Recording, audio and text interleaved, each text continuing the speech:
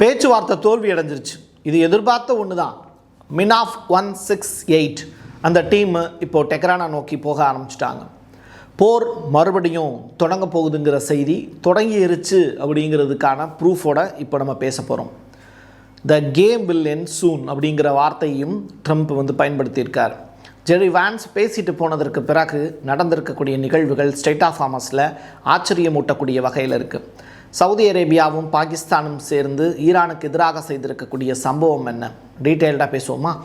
வாங்க பார்க்கலாம் உறவுகளே. இது பிரசாத் சிக்னேச்சர். 10 மற்றும் 12ஆம் வகுப்பு முடித்த இளைஞர்களுக்கு ஒரு பெரிய வாய்ப்பு. 40 வயதுக்குட்பட்ட நபர்கள் அனைவரும் பங்கு பெறலாம். 3 மணி நேரத்தில் மீடியா துறை பற்றிய அத்துணை விடயங்களும். வாங்க புதியதொரு துறையில் கலக்கலாம். உடனே முன்பதிவு செய்ய 94493594 என் நம்பருக்கு காண்டாக்ட் பண்ணுங்க. ஜேடி வான்ஸ் பத்திரிகையாளர்களுக்கு கொடுத்திருக்கக்கூடிய பேட்டி. 15 மணி நேரத்திற்கு மேலே நடந்த பேச்சுவார்த்தை. உடன்பாடு எதுவும் எட்டப்படலை. நாங்கள் சில விஷயங்களை சொன்னோம், ஈரானுக்கு நல்லதை சொன்னோம், அவங்க கேட்கக்கூடிய மனநிலையில் இல்லை. எங்களை எதிர்த்து நிற்கணுங்கிறது மட்டும்தான் அவங்களோட எண்ணப்பாடாக இருக்குது அப்படின்னு ஜேடி வான்ஸ் அவர்கள் பேசியிருக்கார். இது எங்களுக்கு நல்லதல்ல அப்படின்னு நாங்கள் சொல்ல மாட்டோம். இந்த பேச்சுவார்த்தை தோல்விங்கிறது ஈரானுக்கு நல்லதல்ல அப்படிங்கிற ஸ்டேட்மெண்ட்டை சொல்லிவிட்டு அவர் கிளம்பிட்டார். அந்த டீம் அப்படியே வெக்கேட் பண்ணிட்டு கிளம்பிட்டாங்க. இதற்கு ஈரான் சைட்லேருந்து ஒரு பதில் சொல்லியிருப்பாங்கல்ல. ஈரானுடைய நாடாளுமன்ற சபாநாயகர் சொல்லியிருக்கக்கூடிய ஸ்டேட்மெண்ட், ஈரானுக்கு போய் இறங்கினதற்கு பிறகு அவர் சொல்லியிருக்காரு, நாங்கள் நிறையா நல்ல விஷயங்களை முன் வச்சோம், அவங்க அதை ஏற்றுக்கலை அப்படிங்கிற மாதிரி இவர் வேறொரு ஆங்கிளில் சொல்கிறார். தொடர்ச்சியாக ஈரானுக்கு அபத்தமான சில உடன்படிக்கைகளில் கையெழுத்து போடுறதுக்கு எங்களுக்கும் உடன்பாடு இல்லைங்கிற ஸ்டேட்மெண்ட். இதற்கு பிறகு ஈரானுடைய வெளியுறவுத்துறையிலிருந்து வெளியிருக்கக்கூடிய ஒரு செய்தி, பல விவகாரங்களில் நாங்கள் ஒருமித்த புரிதலோடு தான் பேச ஆரம்பித்தோம். ஆனால் சில விவகாரங்களில், குறிப்பாக 2 அல்லது 3 விவகாரங்களில் எங்களுடைய நிலைப்பாடுகள் மாறிக்கிட்டே இருந்தது. இதன் காரணமாக இறுதியாக எங்களால் ஒரு உடன்பாட்டை எட்ட முடியலை. ராஜதந்திர முயற்சி அப்படிங்கிறது ஒருபோதும் முடியாமலே போயிடுச்சு. ஸோ இதுதான் இங்கே நடந்திருக்கக்கூடிய உண்மை அப்படின்னு சொல்கிறாங்க. அமெரிக்காவினுடைய பேச்சுவார்த்தை குழு மொஹ்சின் நக்வியை சந்திக்காமலோ அல்லது அவரிடம் விடைபெறாமலோ அங்கிருந்து கிளம்பியது அப்படிங்கிற ஒரு செய்தி. அதாவது பாதுகாப்புத்துறை அமைச்சர் கவாஜா ஆசிப் இருக்கார்ல, அவரையும் சந்திக்கிறத தவிர்த்துட்டாங்க அப்படிங்கிற செய்தி. இஸ்ரேலுக்கு எதிராக அவர் சர்ச்சைக்குரிய ஒரு கருத்தை ஒன்று பதிவு செஞ்சுருந்தார். அது கடைசி நேரத்தில் பெரிய அளவில் சர்ச்சையும் உண்டாக்குச்சு. இதன் காரணமாக பேச்சுவார்த்தையே நடக்காமல் போயிடுமோன்னெலாம் நினச்சாங்க. இருந்தாலும் பேச்சுவார்த்தை நடந்தது, அது தோல்வியில் முடிஞ்சது. அது எதிர்பார்த்த ஒன்று தான். பாகிஸ்தானில் இது ஒரு மாபெரும் மாற்றத்தை ஏற்படுத்தும்னு நினச்சாங்க. பட் அது பெரிய அளவிலான ஃபெயிலியர் ஆயிடுச்சு. இது இங்கே பேச்சுவார்த்தை நடந்து முடிகிறதுக்குள்ளேயே இஸ்ரேல் என்ன பண்ணிட்டாங்க, லெபனான் மீது வெள்ளை பாஸ்பரஸ் எடுத்து போட ஆரம்பிச்சிட்டாங்க. ஒயிட் பாஸ்பரஸ் மீதான அட்டாக் அப்படிங்கிறது உங்களுக்கே தெரியும், ரொம்ப பெரிய அளவிலான பாதிப்பை ஏற்படுத்தும். உடம்புல எல்லாம் புண்ணாயிடும். அப்படிப்பட்ட ஒரு சுச்சுவேஷனை இருக்கிறதுனால தான் ஈரான் என்ன பண்ணாங்க, இஸ்ரேலுடைய ஒயிட் பாஸ்பரஸ் தயாரிக்கக்கூடிய தொழிற்சாலை மீது குண்டு போட்டாங்க போர்க்காலத்தில். அதுக்கு பிறகு இப்போ போர் நிறுத்தம் இருக்குது அப்படின்னு சொல்கிறோம்ல. இப்படிப்பட்ட சுச்சுவேஷனில் சர்வதேச அளவில் தடை செய்யப்பட்ட வெடிபொருளாக இருக்கக்கூடிய இந்த ஒயிட் பாஸ்பரஸை லெபனானில் இருக்கக்கூடிய மக்கள் மீது இஸ்ரேல் போட்டிருப்பது வன்மையாக கண்டனத்துக்குரியது. இஸ்ரேலிய பிரதமர் நெதன்யாகு இந்த பேச்சுவார்த்தை நடைபெறுவதை தடுக்கிறதுக்கு ஏகப்பட்ட வேலைகளை செஞ்சுருக்காருங்கிற தகவல்லாம் ஒரு பக்கம் பேசிகிட்டு இருக்கும்போது, துருக்கியினுடைய அதிபர் எர்டகன் அவர்கள் ஒரு ஸ்டேட்மெண்ட் சொல்லியிருக்கார். இஸ்ரேல் அந்த நாடு சரியில்லை, அது மட்டும் இல்லை, அந்த நாட்டினுடைய பிரதமர் நெதன்யாகு நவீன காலத்திற்குரிய ஹிட்லர் அப்படிங்கிற ஸ்டேட்மெண்ட்டை பயன்படுத்தியிருக்கார்.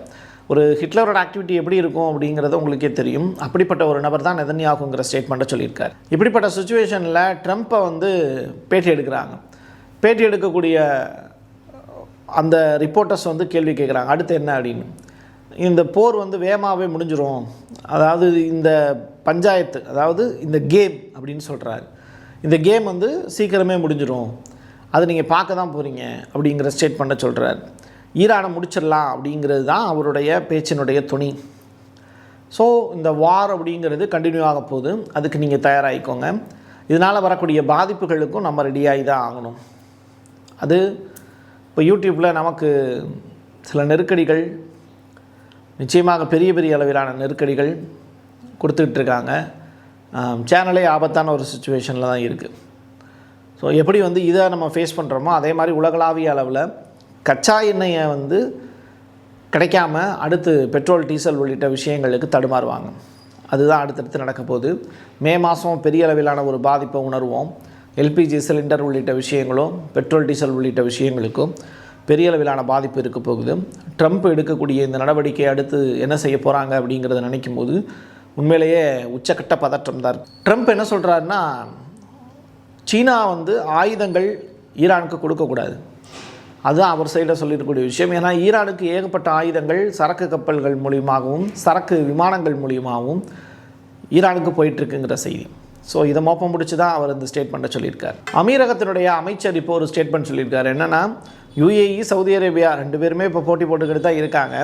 யுஏஇ பாகிஸ்தானுடைய கழுத்து பிடிக்குது, சவுதி அரேபியா பாகிஸ்தானோட தோளோடு தோல் நிற்கிற மாதிரி நின்று ஈரானுக்கு எதிராக சதி வளர்ப்பினுது. அப்போ இந்த அமீரகத்தினுடைய அமைச்சர் சொல்கிறாரு, ஹார்மோஸ் நீரிணை யாருக்கும் சொந்தமானது அல்ல, அது ஈரானுக்கு நிச்சயம் சொந்தமானது அல்ல, அவங்க கட்டணம்லாம் வசூலிக்க முடியாது, இயற்கைக்கு எதிராக அவர்கள் செயல்படும் போது அதுக்குண்டான தண்டனை நிச்சயம் கிடைக்குங்கிற ஸ்டேட்மெண்ட்டை பதிவு செஞ்சுருக்கார்.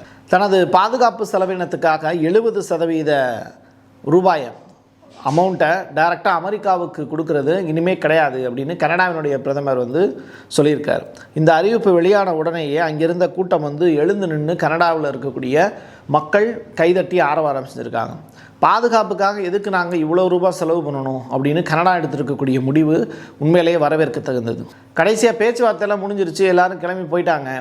2 நாடுகளுமே கிளம்பி போன உடனே பாகிஸ்தானுக்கு மிகப்பெரிய ஒரு தோல்வி அடைஞ்சதாக ஒரு ஃபீல் ஆகி, வரும் நாட்களில் நாங்கள் மறுபடியும் ஒரு பெரிய மீட்டிங் ஒன்று ஆர்கனைஸ் பண்ணுறீங்க அப்படின்னா யூஎஸுக்கும் ஈரானுக்கும் இடையில் ஒரு பாலமாக, பேச்சுவார்த்தைக்கான பாலமாக பாகிஸ்தான் நிச்சயம் இருக்குங்கிற ஸ்டேட்மெண்ட்டை சொல்லியிருக்காங்க. அது மட்டும் கிடையாது, கிங் அப்துல் அஜீஸ் விமான தளத்துக்கு 13,000 பாகிஸ்தானிய படைகளை அனுப்புவது தொடர்பாக சவுதி அரேபியாவும் பாகிஸ்தானும் கையெழுத்து போட்டிருக்காங்க. விரைவிலேயே பாகிஸ்தானுடைய படை அப்படிங்கிறத சவுதி அரேபியா நோக்கி போக போகுது. 10 முதல் 18 பாகிஸ்தானிய போர் விமானங்களையும் அனுப்புகிறதா வாக்குறுதி கொடுத்துருக்காங்க. இதுக்காக $5 பில்லியன் அளவிற்கான பாகிஸ்தானுடைய ஒட்டுமொத்த கடனையும் அடைக்க போகுது சவுதி அரேபியா. ஈரானுக்கு எதிராக பாகிஸ்தானை தூண்டிவிட்டு பாகிஸ்தானுடைய அணு ஆயுதங்களை கூட ஈரானுக்கு எதிராக திசை திருப்புவதற்கு சவுதி அரேபியா முயற்சித்து கொண்டு இருக்கிறதுங்கிறது தான் இதன் மூலிமா நீங்கள் புரிஞ்சுக்க முடியும். போர் நின்றுச்சு அப்படின்னு தான் நினைக்கிறோம், ஆனால் அது கிடையாது. ஸ்ட்ரெய்ட் ஆஃப் ஹார்மஸுக்கு பக்கத்திலேயே ஐஆர்ஜிசியினுடைய காவல் படைக்கும் அமெரிக்காவினுடைய கடற்படைக்கும் இடையில் சண்டை தொடங்கிருச்சு அப்படிங்கிற செய்தி, அது தொடர்பான காட்சிகளும் இடம்பெற்றிருக்கு. அதாவது போட்டில் 2 பேரும் சண்டை போடக்கூடிய காட்சிகள் அரங்கேறி இருக்கு. இந்த சண்டையில் யார் இறந்து போனாங்க, எவ்வளவு பேர் காயமடைஞ்சாங்க அப்படிங்கிற ரிப்போர்ட் வெளியாகலை. பட் இதை ஃபஸ்ட்டு பார்த்தீங்கன்னா அது தொடர்பான விஷுவல் நமக்கு கிடச்சிருக்கு. அதை தான் நான் உங்களுக்கு ப்ளே பண்ணி காமிக்கிறேன். எது எப்படியோ இந்த போர் அப்படிங்கிறது டைரெக்டாக அடுத்த கட்டமாக எதை நோக்கி போக போகுது அப்படின்னா, பாகிஸ்தானுக்கான ஒரு பெரிய செல்வாக்கை ஏற்படுத்தி கொடுக்கும் வகையில் பாகிஸ்தானை ஸ்திரத்தன்மையாக மாற்றக்கூடிய வேலையில் யுஏஇ ஈடுபட மாட்டாங்க, சவுதி அரேபியா ஈடுபடுவாங்க. சவுதி அரேபியா டோட்டலாக இந்த சன்னி முஸ்லீம்கள் அப்படின்னு சொல்லிட்டு ஒரு குரூப்பாக ஃபார்ம் பண்ண போகிறாங்க. ஸோ ஷியா முஸ்லீம்கள் டைரெக்டாக ஈரானுக்கு சப்போர்ட் பண்ண போகிறாங்க. ஸோ இந்த குழுக்களுக்கு இடையில் நடக்கக்கூடிய போராக இதை திசை திருப்புவதற்கான வேலையை இப்போ அமெரிக்கா செஞ்சுக்கிட்டு இருக்காங்க. இஸ்ரேல் தொடர்ச்சியாக லெபனானை கைப்பற்றி கிரேட்டர் இஸ்ரேல் அப்படிங்கிறத ஃபார்ம் பண்ணுறதுக்கு ட்ரை பண்ணுறாங்க. இதுதான் அவங்களுக்கான பெரிய வாய்ப்பாக தெரியுது. லெபனானில் இருக்கக்கூடிய அரசு ஸ்திரத்தன்மையற்ற அரசாக இருக்குது. அங்கே இருக்கக்கூடிய மக்கள் எல்லாரையும் வெளியேற்றிட்டு அங்கே இஸ்ரேலியர்களை மீள்குறியேற்றம் செய்யக்கூடிய வேலையை இஸ்ரேலிருந்து தொடங்க போகிறாங்க. ஸோ கிரேட்டர் இஸ்ரேலுக்கான ஒரு பெரிய அடித்தளம் அப்படிங்கிறது லெபனானை நோக்கி முன்னேறிக்கிட்டு இருக்குங்கிறது தான் கிடச்சிருக்கக்கூடிய தகவல். என் கையெழுத்து என் மக்களுக்கான உறவுகளை மீண்டும் ஒரு பதிவில் சந்திக்கலாம். நன்றி, வணக்கம். உங்களுடைய தொழில் சம்பந்தமான விளம்பரங்களை நமது சேனலில் ஒளிபரப்ப உங்களுக்கான அருமையான வாய்ப்பு. Prasad signature media broadcasting private limited. நீங்க நியூஸ் ரீடரா மாறணுமா, கண்டென்ட் கிரியேட்டரா உருவாகணுமா, சேட்டலைட் சேனல்ல ரிப்போர்ட்டரா வேலை பார்க்கணுமா, டாக்குமெண்ட்ரி மேக்கிங்ல இருந்து ஜேர்னலிசம் பற்றிய முழுமையான பயிற்சி பெற உங்களுக்கான அருமையான வாய்ப்பு. எங்களை தேடி வாங்க. ஆன்லைன் மற்றும் நேரடி பயிற்சி வகுப்புகளும் சர்டிபிகேட் கோர்ஸாவே கத்துத்தரும். மீடியா துறையில் 10 ஆண்டுகளுக்கு மேல அனுபவம் உள்ளவர்கள் பயிற்சி கொடுப்பார்கள். வாய்ஸ் ஓவர் தொடங்கி வாய்ஸ்லெஸ் பீப்புளுக்காக உங்களை சிறந்த ஜேர்னலிஸ்டா உருவாக்க வேண்டியது எங்களோட பொறுப்பு. ஸ்கூல்ஸ் அண்ட் காலேஜஸ்ல ஜூனியர் ஜேர்னலிஸ்ட்ங்கிற பேர்ல ஒர்க் ஷாப்பும் கண்டக்ட் பண்ணி கொடுக்கிறோம். மோட்டிவேஷனல் ஸ்பீக்கரா கடந்த 15 ஆண்டுகளா கல்வி நிறுவனங்களுக்கு நிகழ்ச்சிகளும் நடத்தி தரோம். தொடர்புக்கு 9944790333 94493594 prasadsignature@gmail.com. வரப்போற சட்டமன்ற தேர்தலில் எல்லாருமே ஓட்டு போட போறோம். ஆனா அந்த ஓட்டு யாருக்கு? பிரதான கட்சிகளை தவிர்த்து சுயேட்சையா சில பேர் களமிறங்குவாங்க. அவங்கள மக்களுக்கு அறிமுகப்படுத்த தயாரா இருக்கு பிரசாத் சிக்னேச்சர். நீங்கள் உங்களுடைய தொகுதியில் இருக்கக்கூடிய மக்களுக்கு நல்லது செய்யணும்னு நினச்சி சுயேட்சை வேட்பாளராக களமிறங்குனீங்கன்னா உங்களுடைய தொகுதியில் இருக்கக்கூடிய மக்களுக்கு அறிமுகப்படுத்த நாங்களும் தயாராக இருக்கோம். இந்த தேர்தலில் பிரசாத் சிக்னேச்சர் சார்பாக நான் போட்டியிடலை. ஆனால் நீங்கள் போட்டியாளராக களமிறங்குறீங்கன்னா உங்களை அறிமுகப்படுத்துகிறோம். தொடர்புக்கு 9944 790 333.